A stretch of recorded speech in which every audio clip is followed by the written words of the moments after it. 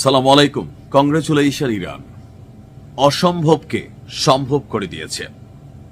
সাম্রাজ্যবাদী আধিপত্য বিস্তারকে কেন্দ্র করে সারা পৃথিবীতে যখন নিজেদের প্রযুক্তির সর্বোচ্চ ব্যবহার করছিল আমেরিকা, আপনি একটা আরব দেশ দেখান যেই কাজটা আজকে ইরান করছে।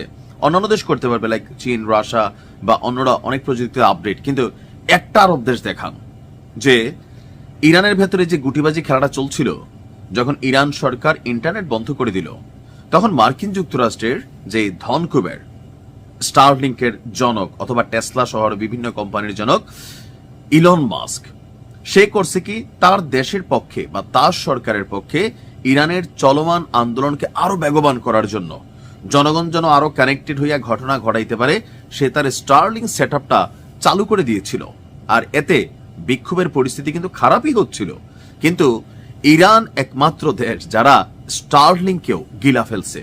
অর্থাৎ এই মুহূর্তে স্টারলিংকের নেটওয়ার্ক পুরো ইরান জুড়ে অচল। কিভাবে এই অসম্ভবকে সম্ভব করলো?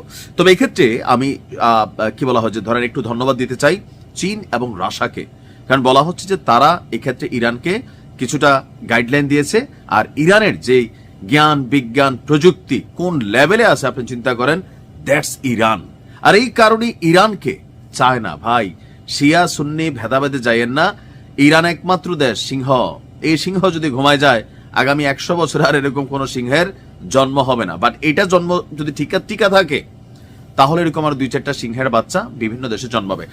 কথা বলছি, প্রথম দেশ হিসাবে স্টারলিংকে অচল করে দিয়েছে ইরান। চলমান বিক্ষোভের মধ্যে সরকার যখন ইন্টারনেট বন্ধ করে দিয়েছে, তখন সেখানে নিজেদের স্টারলিং ইন্টারনেট পাঠিয়েছিল মার্কিন ধনকুবের ইলন মাস্ক। আর সামরিক জ্যামার ব্যবহার করে ইরান তাদের প্রযুক্তিতে তৈরি সামরিক জ্যামার ব্যবহার করে সেই স্টারলিংক ইন্টারনেটকে অচল করে দিয়েছে ইরান জুড়ে। এখন এটা কি ইরানের দাবি যে না নিজের ঢোল নিজে বাজাচ্ছে? না ভাই, এই দাবি হচ্ছে আপনার মার্কিন বিজনেস ম্যাগাজিন ফোর্বসের। আপনার ইরান ওয়ারের বরাত দিয়ে এক প্রতিবেদন করেছে মার্কিন বিজনেস ম্যাগাজিন ফোর্বস। তারা বলছে ইরানের ভেতরে হাজার হাজার স্টারলিংক ইউনিট চালু রয়েছে। যে বক্তব্যগুলো আমরা গণমাধ্যমে দেখছি, পশ্চিমাদের মুখে শুনছি, বাস্তবতা হচ্ছে আদতে ইন্টারনেট ব্ল্যাকআউট সম্পূর্ণ হয়েছে, স্টারলিংকের কার্যক্রম সেখানে নাই। স্টারলিংকের আপলিং এবং ডাউনলিংক ট্রাফিকের প্রায় 30% ব্যাহত হয়েছিল। কয়েক ঘন্টা পরে দেখা যায় স্টারলিংকের ইন্টারনেট যেটা আছে সেটার 80%-এর বেশি ট্রাফিক কার্যক্রম বন্ধ। অর্থাৎ আমি যখন নিউজটি করছি এই ঘটনা থেকে কয়েক ঘন্টা পরে, তো যেভাবে 3-4 ঘন্টায় 30 থেকে 80 গেছে, আমি যখন নিউজ করতেছি 100% এটা বন্ধ হয়ে গেছে। স্টারলিংক রিসিভার স্যাটেলাইটের সঙ্গে সংযোগ স্থাপনের জন্য জিপিএস ব্যবহার করে।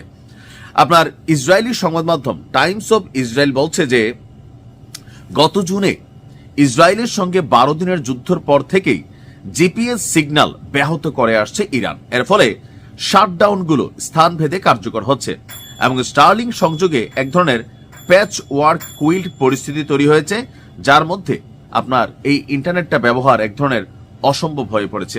মোট কথা যদি বলতে চাই, স্টারলিংকের ডেটা প্যাকেটের পরিস্থিতি পর্যবেক্ষণ করা প্রযুক্তিবিদরা বলছেন স্যাটেলাইট সংযোগ মারাত্মকভাবে ক্ষতিগ্রস্ত হওয়ার ফলে ইরান স্টারলিংকের ইন্টারনেট পরিষেবাটা ব্যাহত করেছে। তো আমার কাছে মনে হয় যে এটা খুবই দরকার ছিল যে আমেরিকা যা খুশি তা করতে পারে। আপনি একটা সিস্টেম বন্ধ করে দেবেন আপনার রাষ্ট্রের জন্য, সেখানে আরেকটা সিস্টেম ঢুকাইয়া আপনার রাষ্ট্রকে কন্ট্রোল করার এই যে খেলা, এরকম ধাক্কা কিন্তু আর খায়নি। এমনকি এই বিষয়টা এরকম না একটা সুইচ অফ করে দিলাম আর এটা হয়ে গেল। এইটাকে বন্ধ করতে গিয়ে ইরান সরকারের হিউজ পরিমাণ অর্থনৈতিক আপনার একটা ধাক্কা কিন্তু তৈরি হচ্ছে। বলা হচ্ছে এই কিল সুইচ পদ্ধতির খরচ অত্যন্ত ভয়াবহ। ইন্টারনেট বন্ধ থাকলে প্রতি ঘন্টায় ইরানের অর্থনীতি থেকে 15 লক্ষ থেকে $60,000 ক্ষতিগ্রস্ত হচ্ছে। তবে যেটা সান্ত্বনার বিষয় সেটা হচ্ছে ইরান প্রযুক্তিতে ওই লেভেলে গেছে। আমাদের মুসলিম দেশগুলোর মধ্যে কে আছে এই লেভেলে খেলার? আল্লাহ ইরানকে হেফাজত করুক। আসসালামু আলাইকুম।